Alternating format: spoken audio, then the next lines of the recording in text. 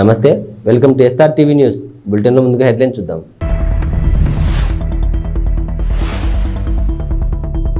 గిద్దలూరు ఎన్నికల రిటర్నింగ్ అధికారిని నాగజ్యోతి ఆధ్వర్యంలో స్వీప్ అవగాహన ర్యాలీ.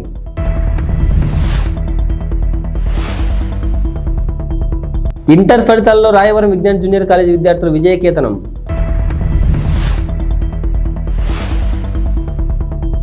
కొంగు చాచి అడుగుతున్నాము, న్యాయం చేయండి వైఎస్ శర్మిలారెడ్డి. ప్రకాశం జిల్లా ఎన్నికల రిటర్నింగ్ అధికారి ఆదేశాల మేరకు ఓటు హక్కును వినియోగించుకోవాలని కోరుతూ గిద్దలూరు ఎన్నికల రిటర్నింగ్ అధికారిని నాగజ్యోతి ఆధ్వర్యంలో స్వీప్ అవగాహన ర్యాలీ నిర్వహించారు. అనంతరం జెండా ఊపి ప్రారంభించారు. ఈ సందర్భంగా ఎన్నికల రిటర్నింగ్ అధికారిని నాగజ్యోతి మాట్లాడుతూ స్వీప్ ముఖ్య ఉద్దేశం ఓటు హక్కు వినియోగిద్దాం, ప్రజాస్వామ్యాన్ని గెలిపిద్దాం అనే నినాదంతో 18 సంవత్సరాలు నిండిన ప్రతి ఒక్క యువతీ యువకులు ఓటు హక్కు నమోదు చేసుకోవడమే ముఖ్య ఉద్దేశమన్నారు. 18 సంవత్సరాలు నిండిన యువతీ యువకులు ఎవరైనా ఓటు నమోదు చేసుకోకపోతే మరో చివరి అవకాశం ఉందని, ఖచ్చితంగా ఓటును నమోదు చేసుకుని భారత ప్రజాస్వామ్య పరిరక్షణ కోసం ప్రతి ఒక్కరూ తమ కర్తవ్యాన్ని గుర్తించి ఓటు వేయాలన్నారు.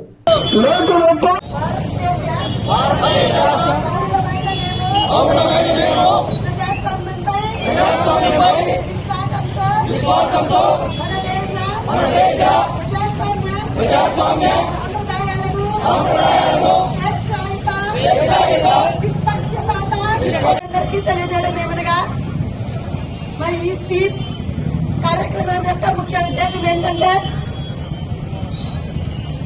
మొదటగా 18 సంవత్సరాల నిండిన ప్రతి ఒక్కరూ వారికి ఓటు కోసం అప్లై చేసుకుని ఓటు వేయాలని అందరికీ తెలపడం ఒక ముఖ్య ఉద్దేశం. ఈ నెల 15వ తారీఖు వరకు, మార్చి 15 నాటికి 18 సంవత్సరాలు నిండిన వాళ్ళు కొత్తగా అప్లై చేసుకోవడానికి ఇంకా అవకాశం ఉంది.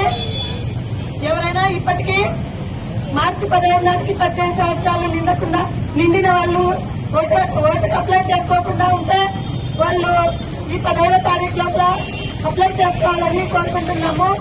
అదొకటి.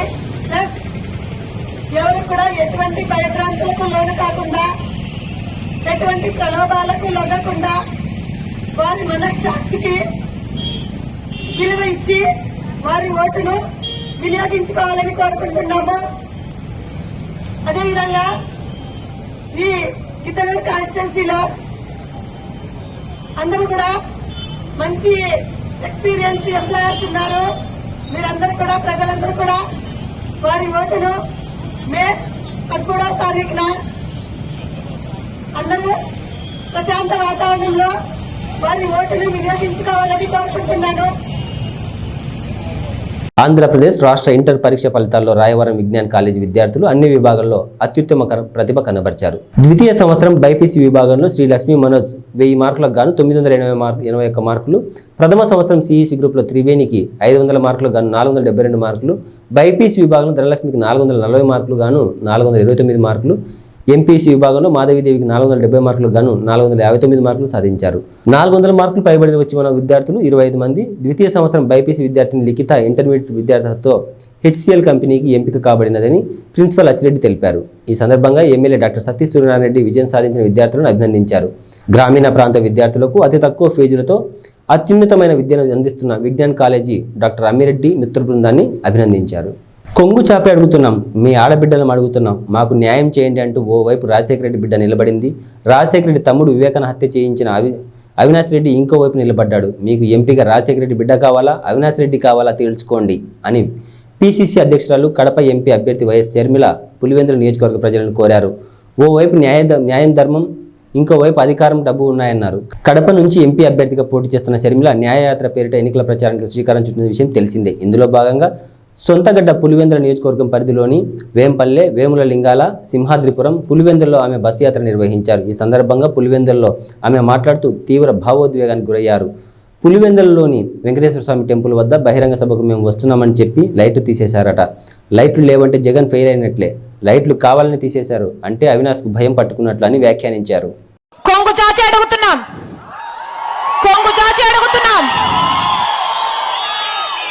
మీ ఆడబిడ్డలు అడుగుతున్నాం, రాజశేఖర రెడ్డి బిడ్డ అడుగుతుంది, వివేకానంద రెడ్డి బిడ్డ అడుగుతుంది. మా కొంగు చాచి అడుగుతున్నాం, న్యాయం చేయండి, న్యాయం చేయండి. నిర్ణేతలు. ఒకవైపు రాజశేఖర రెడ్డి బిడ్డ నిలబడింది, ఇంకోవైపు రాజశేఖర రెడ్డి గారి తమ్ముడిని వివేకానంద రెడ్డి గారి హత్య చేయించిన అవినాష్ రెడ్డి గారు ఇంకోవైపు నిలబడ్డారు. మీకు ఎంపీగా ఎవరు కావాలో, రాజశేఖర రెడ్డి బిడ్డ కావాలో లేకపోతే హత్య చేసిన అవినాష్ రెడ్డి గారు కావాలో మీరు తెలుసుకోండి. ఒకవైపు న్యాయం ఉంది, ఇంకోవైపు అధికారం ఉంది. ఒకవైపు ధర్మం ఉంది, ఇంకోవైపు డబ్బు ఉంది. మీరు ఏ వైపు నిర్ణయించుకోవాల్సిన సమయం వచ్చింది. నేను రాజశేఖర రెడ్డి బిడ్డను. పులి కడుపున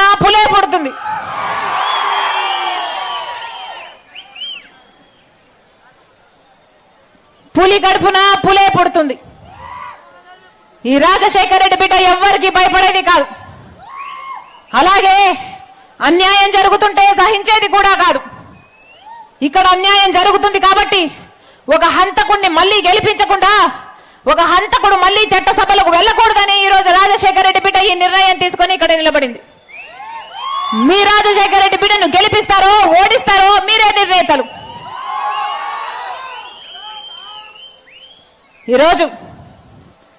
ఈ రోజుటికి 4 రోజులైంది కడప ఎంపీగా నేను నిలబడుతున్నాను అని. నేను కడప పార్లమెంటు స్థానంలో తిరగబట్టి 4 రోజులైంది.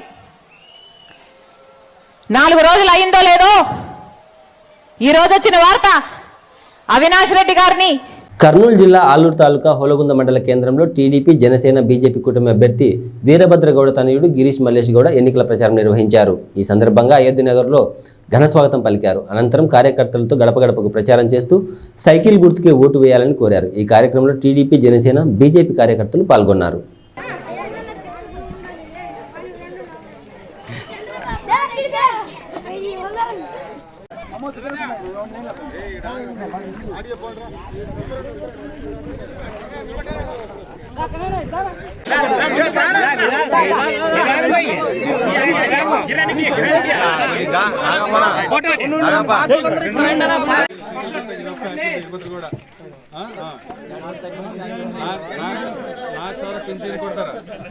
పింఛన్ ಕೊಡ್ತಾರ ರೈತರಿಗೆ 20,000 ರೂಪಾಯಿ ಹಾಕ್ತಾರೆ. 15 ರೂಪಾಯಿ ಕೊಡ್ತಾರ, 3 ಸಿಲಿಂಡರ್ ಫ್ರೀ ಕೊಡ್ತಾರೆ.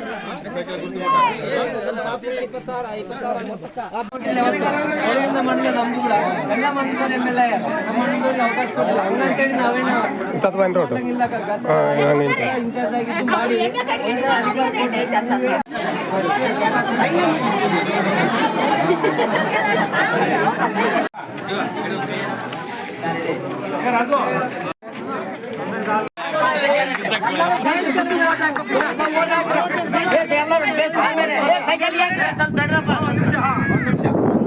ಬಾಬು ಶಿವರೆಡ್ಡಿ ಭವಿಷ್ಯತ್ ಗ್ಯಾರಂಟಿ ಕೇಳಾಗ ನಮ್ಮ ಚಂದ್ರಬಾಬು ನಾಯ್ಡು ಸೂಪರ್ 6 ಅಂಬದು ಇಟ್ಟಾರಕ್ಕ. ಮಹಿಳೆಯರಿಗೆ ಮನೆಗೆ ಓದಿಗೆ ಅಂತ ಹುಡುಗರು ಆಗಲಿ ಹುಡುಗ ಆಗಲಿ ಓದಿಗೆ ಎಂಬ ಹುಡುಗರಿಗೆ 15,000 ರೂಪಾಯಿ ಕೊಡ್ತಾರಕ್ಕ ವರ್ಷಕ್ಕೆ. ಇಷ್ಟು ಮುಂಚೆ ಜಗನ್ಮೋಹನ್ ರೆಡ್ಡಿ ಇವಾಗ ಅಮ್ಮ ಒಡಿ ಅಂತೇಳಿ ಒಬ್ಬರಿಗೆ ಕೊಡ್ತಾನ, ಅದು ಕೂಡ ಇವಾಗ 13,000 ಏನೋ ಕೊಡ್ತದನ, ಕೊಡವಲ್ಲ ಫುಲ್ಲು. ಚಂದ್ರಬಾಬು ನಾಯ್ಡು ಬಂದ ಮೇಲೆ 15,000 ಮನೆಗೆ ಎಷ್ಟು ಮಂದಿ ಹುಡುಗರಿದ್ರೆ ಆ ಮಂದಿಗೆ 15,000 ಕೊಡ್ತಾನಕ್ಕ. ఆడబిడ్డ నిధి కింద కొంచెం ఆడబిడ్డ నిధి కింద 18 సంవత్సరాల నుండి 55 సంవత్సరాలు ఉన్నంత వరకు ఉన్న వాళ్ళకి నెలకు 1,500 రూపాయలు ఇస్తాడక్క. తర్వాత దీపం పథకం కింద మనం ఇంతకుముందు గ్యాస్ స్టవ్ ఒక సిలిండర్ ఇస్తుంటివి. ఈ ప్రభుత్వం ఇవ్వలేదు, మేము మా చంద్రబాబు నాయుడు ప్రభుత్వం పోయిన తర్వాత ఈ ప్రభుత్వం ఇవ్వలేదు. గ్యాస్ పథకం కింద మనం అప్పుడు ఒక సిలిండర్ ఒక స్టవ్ ఇస్తుంటివి. అదే మళ్ళీ దీపం పథకం తెచ్చి సంవత్సరానికి 3 గ్యాస్ సిలిండర్లు ఉచితంగా ఇస్తున్నాడు మా చంద్రబాబు నాయుడు. తర్వాత మహిళలకు అక్క నేను చెప్పేది మహిళలకి జిల్లాలో ఎక్కడ తిరిగినా ఉచితంగా బస్సు ప్రయాణం. ఏమక్క రైతులకి ఇక్కడ ఉన్నటువంటి రైతులకి ఆర్థిక సాయం రైతు భరోసా కింద సంవత్సరానికి 20,000 రూపాయలు ఆర్థిక సాయం చేస్తున్నాడు అక్క. ఇవన్నీ బాబు ష్యూరిటీ భవిష్యత్ గ్యారంటీ కింద. తర్వాత యువతకు మన ఉన్న యువత జగన్మోహన్ రెడ్డి ప్రభుత్వం వచ్చిన తర్వాత మన యువతకు ఉద్యోగాలు లేక ఎంత నష్టపోతున్నారో మనం చూస్తున్నాం. ఏమన్నా ఇక్కడ ఉన్నటువంటి యువత ఎవరైనా కానీ 20 లక్షల ఉద్యోగాలు చంద్రబాబు నాయుడు ప్రకటించినాడన్నా. ఉద్యోగాలు రాని వాళ్ళకి నిరుద్యోగ వృత్తి కింద 3,000 రూపాయలు కూడా మా చంద్రబాబు నాయుడు ఘనత ఇస్తున్నాడన్నా. ఈ ఘనత చంద్రబాబు నాయుడుకే దక్కుతుంది. గతంలో చంద్రబాబు నాయుడు ఉన్నప్పుడే ఈ ఆలూరు తాలూకా అభివృద్ధి చెందింది. రాబోయే ప్రభుత్వం 30 రోజుల్లో చంద్రబాబు నాయుడు ప్రభుత్వమే రాబోతుంది. మీరు దయచేసి ఈ 5 సంవత్సరాలు ఎవరికైతే ఓటేసి మోసపోయారో ఈసారి సైకిల్కి ఓటేసి గెలిపించండి. తెలుగుదేశం పార్టీ అభ్యర్థిగా ఒడుగుంద మండలం వాసునిగా వీరభద్ర కూడా నిలబడినాడు. ఒకటి గురువ మా నాగరాజ్ అని నిలబడినాడు ఎంపీకి, ఒకటి ఎమ్మెల్యేకి 2 సైకిల్ ఓటేసి గెలిపించండాక మీ పనులు ఏమున్నా చేస్తామక. రైల్వే శాఖ మాజీ కేంద్ర సహాయ మంత్రి కోట్ల సూర్యప్రకాష్ రెడ్డి వైసీపీ నాయకులకు వార్నింగ్ ఇచ్చారు. ఆర్థిక శాఖ మంత్రి బుగ్గన అనుచరుడు డోన్ మండలం కమలాపురం సర్పంచ్ అర్జున్ రెడ్డి తన అనుచరులతో కలిసి కోట్ల సూర్యప్రకాష్ రెడ్డి సమక్షంలో తెలుగుదేశం పార్టీ కండువా కప్పుకున్నారు. ఈ నేపథ్యంలో భారీ ఎత్తున ర్యాలీ నిర్వహించారు. ఈ సందర్భంగా మాట్లాడుతూ అర్జున్ రెడ్డికి అలాగే ఆయన అనుచరులకు తన కుటుంబం అండగా ఉంటుందని హామీ ఇచ్చారు. వైసీపీ నాయకుల కేసులకు భయపడమని ఆయన హెచ్చరించారు. డోన్ నియోజకవర్గంలో తాగునీటి సమస్య అధికంగా ఉందని, తాము అధికారంలోకి వచ్చిన వెంటనే తాగునీటి సమస్యను తీరుస్తామని హామీ ఇచ్చారు. కుటుంబాలు కూడా అదే మంచి కుటుంబాలు. కొన్ని కారణాల వల్ల రాష్ట్రం విడిపోయినాక మేము కర్నూలు పోయినా కాబట్టి ఇక్కడ కొన్ని ఇబ్బందులు వచ్చాయి. దాన్ని దృష్టి పెట్టుకొని మన కర్నూలులో నేను ఎంపీగా 3 సార్లు పోటీ చేశాను. ఈసారి కురువాళ్ళకి ఇచ్చారు. నేను ఏ కులానికి వ్యతిరేకం కాదు. చంద్రబాబు నాయుడు పిలిపించి మీరు జోన్లో పోటీ చేయండి, జోన్లో పరిస్థితి బాగాలేదు అంటే ఇందులోకి వచ్చాను. ఈరోజు జోన్లో బ్రహ్మాండమైన రెస్పాన్స్ వస్తుంది. గతంలో మేము చేశాం. గతంలో మా నాన్నగారు ఎమ్మెల్యే చేశారు, నా భార్య చేసింది, నేను కూడా ఎంపీ చేశాను. కాబట్టి అన్ని గ్రామాలకు సంబంధం ఉన్నాయి. చాలా మంది సంతోషపడుతున్నారు. మళ్ళీ మా సొంత ఇంట్లో మేము పోయినట్టు ఫీల్ అవుతారు అన్ని కులాలు కూడా. కాబట్టి తప్పకుండా అర్జున్ రెడ్డి మేము స్వాగతం పలుకుతున్నాం. అర్జున్ రెడ్డి వాళ్ళ 19 మిత్రుల్ని వాళ్ళ మన గ్రామస్తులందరూ కూడా స్వాగతం పలికి అర్జున్ రెడ్డి గారు స్వయంగా చెప్పారు అక్కడ మాకు నష్టపోయే మర్యాద. కానీ ఏనాడు కూడా ప్రకాష్ రెడ్డి తెలుగుదేశం రెడ్డి నష్టపోయేది ఎవరు చెప్పట్లేదు, ఎవరు చెప్పట్లేదు మహిళలు. కానీ ఇక్కడ లారీ ట్రాన్స్పోర్టర్స్ కానివ్వండి, మార్కెట్ కానివ్వండి, రకరకాల ఇబ్బందులు పెడతారు. పోలీసులు పెట్టుకొని వాళ్ళ పేరు పెట్టి భయపెడుతుంది. వాస్తవమే. మళ్ళీ ఏం చేస్తుంటే ఎలక్షన్ కమిషన్ ఏం చేస్తుంది, పోలీసులు ఏం చేస్తారు, పోలీసులు తొత్తులేదు. నేను కూడా పోలీసులు మరొకసారి వార్నింగ్ ఇస్తున్నా. మీ కాలం దగ్గరికి అయింది, వచ్చేది తెలుగుదేశం పార్టీ కాబట్టి దయచేసి మీరు పార్షల్ లేకుండా వర్షంగా ఉంటే బాగుంటుంది, లేకపోతే తగిన గురించి తెలిసి వస్తుంది. తప్పకుండా అర్జునుడికి బాగా సహకారం ఉంటాయి. అర్జునుడికి ఇబ్బంది వాళ్ళ మనుషులుగా వాళ్ళకి కానీ మమ్మల్ని నమ్మని ఎవరు కూడా అన్యాయం చేయకుండా తప్పకుండా వాళ్ళ వ్యాపారం కానివ్వండి ఏమైనా కానీ మేము అభివృద్ధిలో తోడ్పడతాం. తప్పకుండా భయం లేకుండా ప్రశాంతంగా మనతో కలిసి గెలిపించుకుంటామని చెప్పి మీ తప్పని కోరుకుంటున్నాం. అభివృద్ధి కనిపించడం లేదని చెప్పేసి మంత్రి గారు అంటున్నారు. అభివృద్ధి ఏమంది అభివృద్ధి ఏమో చెప్పు. బిల్డింగ్లు కట్టాము. ఏ బిల్డింగ్ కట్టా? ఏ బిల్డింగ్ అభివృద్ధి అనేది కనిపించడం లేదు. ఒకసారి నాకు కాదు ప్రజలకు పెడతారు. మేము ఎప్పుడు కానీ మా కుటుంబం అభివృద్ధి చేసే చెప్తాం. మేము వీళ్ళు అభివృద్ధి చేయకుండా చేశారు. రోడ్డు తాడేశాడు, కొత్త రోడ్డు ఇక్కడ వెళ్ళా. ఇప్పుడు హాస్పిటల్ కూడా మేము ఇంతకుముందు శాంక్షన్ చేశాం. తీసిపోయి హాస్పిటల్ ఏ హాస్పిటల్ అది ట్రైబల్ హాస్పిటల్. అది తెలుసు కానీ ట్రైబల్ హాస్పిటల్ కట్టాడు. అది ఎలాబాద్ సంబంధించిన హాస్పిటల్. అది రోడ్డు కట్టాడు. అందులో ఎక్విప్మెంట్ లేదు. నాకు సెట్ కట్టాడు బ్రహ్మాండంగా. పైన పట్టారు, లోన్ ఉంటారు, ఏం లేదు. కట్టా చెప్పుకుంటే ఏం కట్టాడు? మేము నీళ్ళు ఇచ్చాం. శివాజీ ఉన్నప్పుడు డోన్లో నీళ్ళు ఇచ్చాం. 70 కోట్ల నీళ్ళు ఇచ్చాం. మళ్ళీ ఇస్తాం. అది అభివృద్ధి కాదా? అది ఇండ్లు ఇచ్చాం. ఈరోజు నేషనల్ హైవే పక్కన ఇల్లది ఖాళీ మొత్తం డెవలప్ అయింది. ఇక్కడ ఈ ఖాళీ ఆయన కప్పట్లేదు అడుగుతున్నా. ఆయన కప్పట్లేదా? మొన్న వచ్చి మేమేసి రోడ్డు కదా, ఆ రోడ్ వేసి బిల్డింగ్ కడితే అభివృద్ధి. అది అభివృద్ధి ఉంటే గ్రామాలకు వెళ్దాం. నువ్వు వెళ్ళు గ్రామాలకు. ఆయన చెప్పాడు నేను చేసి కానీ చూస్తాను పోదాం అన్నాడు. మాకు వేసుకునే అవసరం లేదు. మాకు గుండెపండు ఎద్దుమంటు చాలు పోస్తాం. మేము కూడా వస్తాం. మేము రైతులమే. తర్వాత రాజకీయం వచ్చాం. ఆయన రైతు కాదు, రాజకీయ నాయకుడు కాదు, ఆయన వ్యాపారస్తుడు. అది ఎంత వ్యాపారస్తు బుద్ధి ఉంటుంది.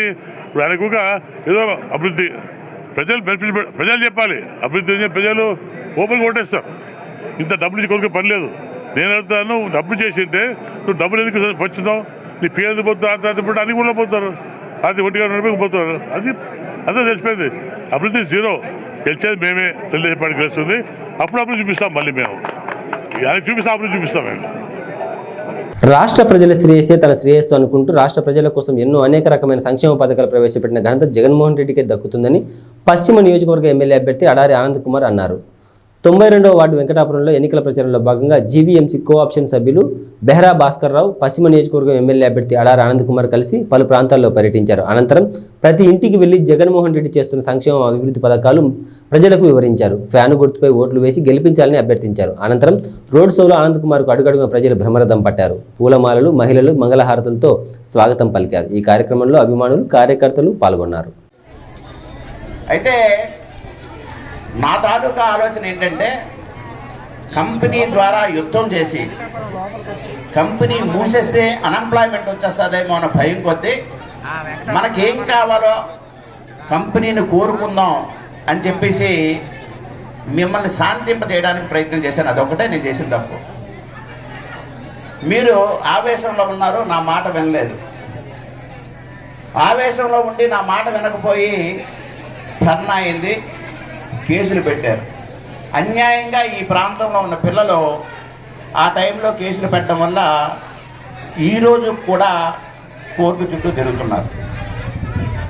మనం కోరుకునేది రేపు అధికారంలో జగన్మోహన్ రెడ్డి గారు రాగానే, అలాగే ఈ ప్రాంతంలో శాసనసభ్యుడు అవగానే అడగవలసిన కోరిక మా పిల్లల మీద ఏవైతే కేసులు పెట్టారో ఆ కేసులన్నీ పూర్తిగా రద్దు చేయించండి అని చెప్పేసి సభాముఖంగా నేను కోరుతున్నా. అలాగే ఇది ఇమీడియట్ గా సాల్వ్ చేయండి అంటే ఈరోజు ఆయన ఒక ల్యాండ్ని చూపించి మన ప్రభుత్వం వాళ్ళకి ఒక ల్యాండ్ ఇస్తూ వాళ్ళ ల్యాండ్ మనం తీసుకొని ఇంకొక 10 రోజులు ఉంటే శంకుస్థాపన కూడా అయిపోయింది. కోడ్ రావడంతో ఈ రోజు ఈ 10 రోజులుగా ఆగింది. ఎలక్షన్ అయిపోగానే ఇమీడియట్ గా ఏకేసీ కాలనీలో G+4 గ్రూప్ హౌసింగ్ కి శాంక్షన్ చేసిన గొప్ప ఘనత మన ముఖ్యమంత్రి గారు. మరి అదే విధంగా ఇక్కడ గడపకు వచ్చినప్పుడు కూడా ఈ గడప అయిపోయిన తర్వాత బెహ్రా భాస్కర్ గారు నాతో పాటు వస్తూ వాళ్ళ ఇంటికి వెళ్ళిన తర్వాత ఆయన నాకు మొత్తం చెప్పడం జరిగింది. సార్ ఇక్కడ ఈ విధంగా ఉంది, ఈ విధంగా కొంతమందికి ప్రాబ్లం ఉంది, ఎల్జీ పాలిమర్స్ దీంట్లో ఈరోజు వందలాది మంది ఈరోజు చాలా మంది ఉపాధి కోల్పోయారు, దీనికి ఏదో ఒకటి మనం చెయ్యాలి అని అంటే నేను ఈ గడప అయిన తర్వాత ఆయన అపాయింట్మెంట్ తీసుకొని ఆ ముఖ్యమంత్రి గారి దగ్గరికి వెళ్ళడం జరిగింది. నర్సీపట్నం మున్సిపాలిటీ 28వ వార్డు అయ్యన్న కాలనీలో ఎన్నికల ప్రచారంలో భాగంగా మాజీ మంత్రి చింతకాయల అయ్యన్న, సతీమణి కౌన్సిలర్ చింతకాయల పద్మావతి ఎన్నికల ప్రచారం నిర్వహించారు. ఆమె వెంట కుటుంబ సభ్యులు ప్రచారంలో పాల్గొన్నారు. ఇంటింటికి తిరుగుతూ టీడీపీ పార్టీ మేనిఫెస్టో ప్రజలకు ఇస్తూ టీడీపీ అధికారంలోకి వచ్చిన తర్వాత అమలయ్యే పథకాలను వివరిస్తూ ఇంటింటి ప్రచారం నిర్వహించారు. ఈ సందర్భంగా పద్మావతి మాట్లాడుతూ ఈ వైసీపీ పార్టీ దుష్టపాలనకు చరమగీతం పాడవలసిన సమయం వచ్చిందన్నారు. సైకో జగన్ పాలనపై ప్రజలు ఎంతో విసుగు చెందారని, రానున్న ఎన్నికల్లో టీడీపీ గెలుపు ఖాయమని అన్నారు.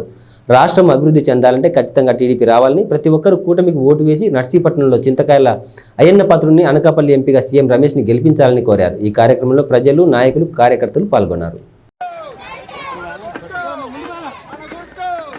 మీకు ఆదరణ ఎంతవరకు కోరింది, అసలు ఎట్లా ఈ ప్రచారాన్ని ముందు తీసుకెళ్తున్నారు?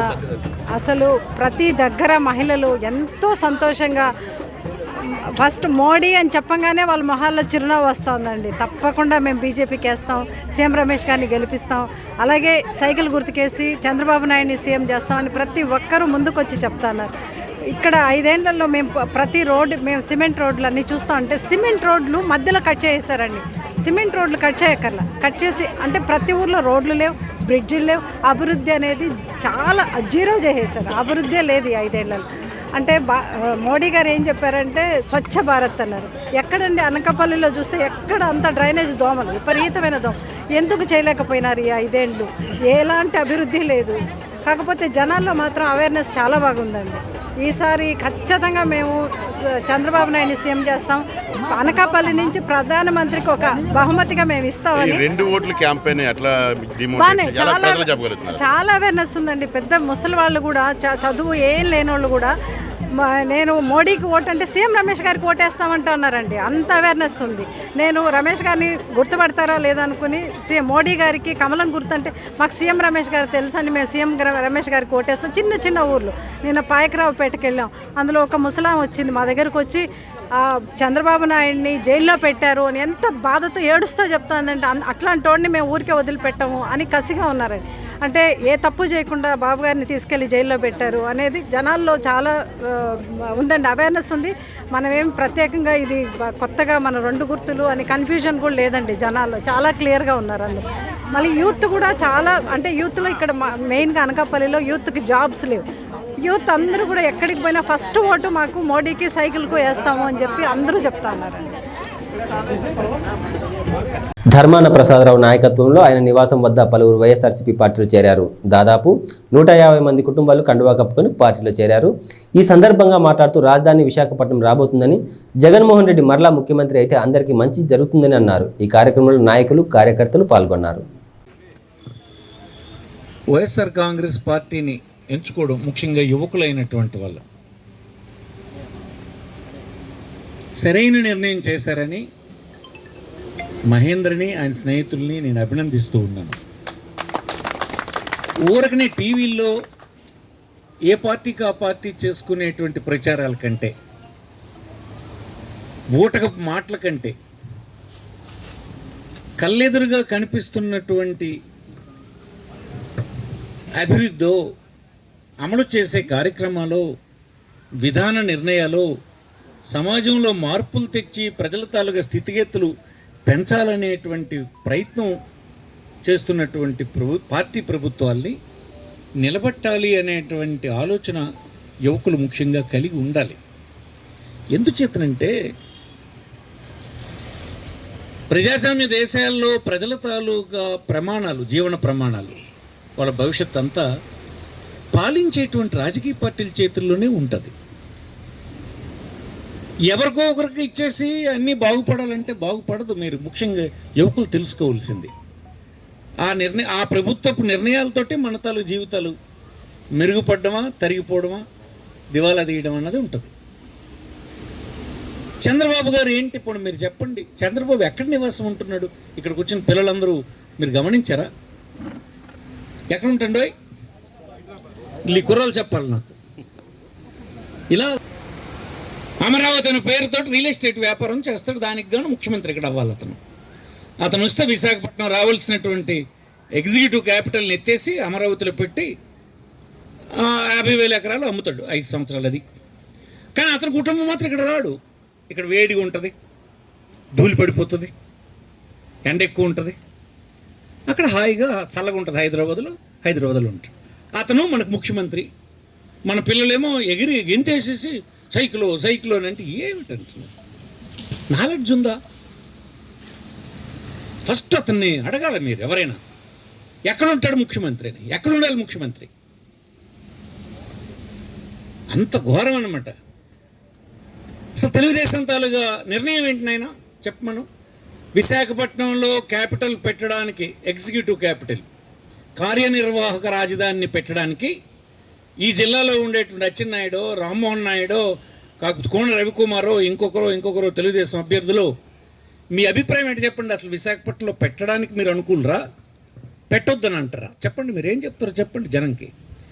ఓటేమని అంటున్నారు కదా, ఓటేసే ముందు మీరు చెప్పండి, విశాఖపట్నంలో ఇది పెట్టడం మీరు అనుకూలమా, ఎత్తేస్తారా? ఇక్కడిది మన గవర్నమెంట్ వస్తే, మీ అందరూ సమర్థించినటువంటి వైఎస్ఆర్ కాంగ్రెస్ పార్టీ వస్తే మన విశాఖపట్నంలోనే క్యాపిటల్ని, రాజధానిని పెట్టించడం జరుగుతుందని ముఖ్యమంత్రి గారు చెప్పారు.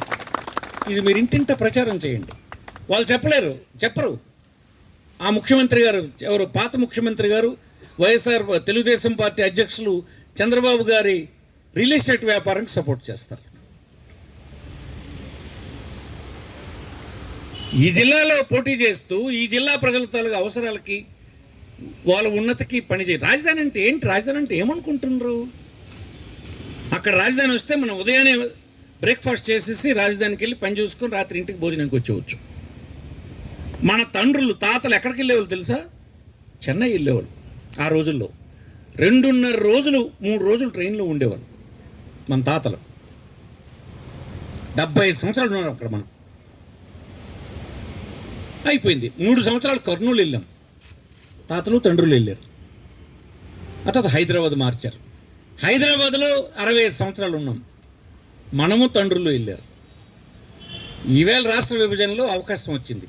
మిగిలినటువంటి ఒకే ఒక సమగ్రమైన పట్టణం, పెద్ద పట్టణం, అన్ని అర్హతలు ఉన్నటువంటి పట్టణం, కేంద్రం నియమించినటువంటి కమిటీ కూడా చెప్పినటువంటి పట్టణం విశాఖపట్నం. దాన్ని క్యాపిటల్గా పెట్టమంటే పెట్టకుండా ఇతనేమో వ్యాపారం చేయడానికి కోసమని రాజధానిని ఏర్పాటు చేస్తాడు, ప్రజలకు సంబంధం లేకుండా. అతను మనకి కాబోతున్నటువంటి ముఖ్యమంత్రి అని అతను చెప్తాడు. ఎందుకు వేయాలి మనం?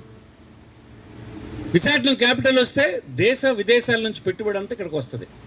విశాఖపట్నం చుట్టూన జిల్లాల్లో పెట్టుబడి అంతా వస్తుంది. పరిశ్రమలు వస్తాయి, సంస్థలు వస్తాయి, ఐటీ వస్తుంది. మన పిల్లలందరూ ఉద్యోగులు ఇక్కడే చేస్తారు. ఎక్కడో ఇంటర్మీడియట్ చదువుకున్న పిల్లడు మన జిల్లా నుంచి వెళ్ళిపోతాడు పాపం. ఆ తల్లి తండ్రి ఆ పిల్లడు ఎదిగొస్తే మాకు కాలొంగిన రోజున, కన్ను కనిపించని రోజున, చేతులు సాగని రోజున ఈ పిల్లడు మాకు ఆదుకుంటాడంటే ఏముంది ఇక్కడ? ఏముండదు కనుక ఇంటర్మీడియట్ అయిన తర్వాత చిన్న బ్యాగ్ తగిలించుకొని ఇలా కనిపించినటువంటి సుదూర ప్రాంతాలకు వెళ్ళిపోయి మురికి గట్ల మీద, చెరువు గట్ల మీద, దోమల మధ్యన, అనారోగ్యం మధ్యన చాలీచారిన ఫుడ్తో కూలి చేసుకుంటూ బ్రతికినటువంటి పిల్లలే కదా మన జిల్లా వాళ్ళు. ఎన్నాళ్ళు ఈ బాధలు? ఎందుకు పడాలి ఈ బాధలు? ఎవరి నిర్వాహకం వాళ్ళు పడుతున్నాయి ఈ బాధలు? ఈవేళకైనా మార్పు తెచ్చుకోవడానికి మనం ప్రయత్నం చేయకపోతే ఎలాగ? మార్పు రావాలంటే ఏం చేయాలి? ఓటు అనేటువంటి దానితో మార్పు తేగలం. నిన్న జగన్మోహన్ రెడ్డి ఓటు వేయడం వల్ల ఏం జరిగింది?